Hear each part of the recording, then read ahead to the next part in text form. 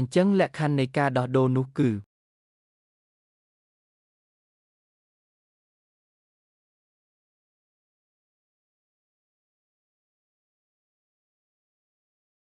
ខ្ញុំនឹងឲ្យអត្តសញ្ញាណថ្មីមួយទៅនាងរួមទាំងលុយមួយដុំធំដែលអាចឲ្យនាងរស់នៅស្រួលមួយជីវិតហ្មង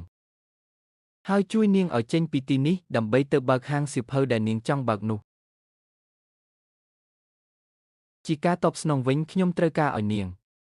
ជួយបកស្រាយចម្ងល់ខ្ញុំខ្លះគឺតាក់ទងនឹងកសិកម្មអាវុធធនធានទឹកសូម្បីតែរឿងប្លែកនៅក្រៅប្រទេសទាំងនោះឲ្យខ្ញុំជឿលោកបានដោយរបៀបណាទៅនេះជាបន្តោងបញ្ជាកម្រិតខ្ពស់បំផុតរបស់ភូមិគ្រឹះជីងវាងឃើញបន្តោងនេះដូចឃើញព្រះបតាខ្ញុំផ្ទាល់អញ្ចឹងឲ្យតែមានវាគ្មានអ្នកណាហ៊ានធ្វើបាបនាងទេអូខេខ្ញុំព្រមប៉ុន្តែខ្ញុំមានលក្ខខណ្ឌមួយលក្ខខណ្ឌអីទៅ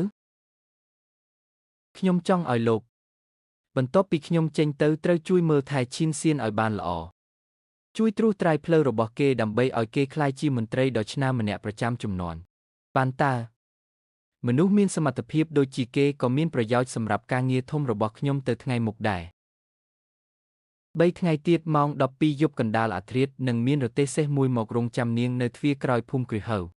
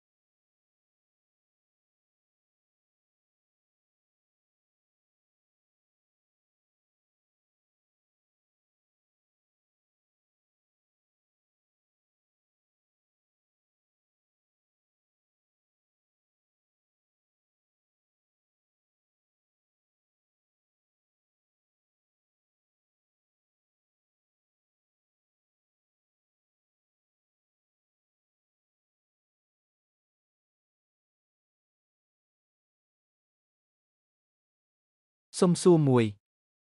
តើនៅទីនេះពិតជាអាចអានសៀវភៅអត់គិតលុយមែនអត់បង